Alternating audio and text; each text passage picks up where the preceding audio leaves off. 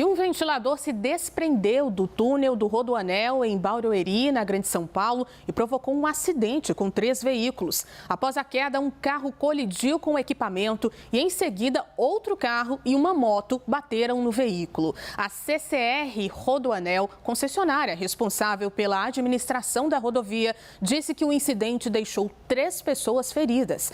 Elas foram levadas ao hospital. Segundo a Agência de Transporte do Estado de São Paulo, as 2 faixas da esquerda foram temporariamente fechadas, mas já foram reabertas. Equipes foram acionadas para atendimento da ocorrência. Em nota, a concessionária disse que as causas da queda do ventilador estão sendo apuradas.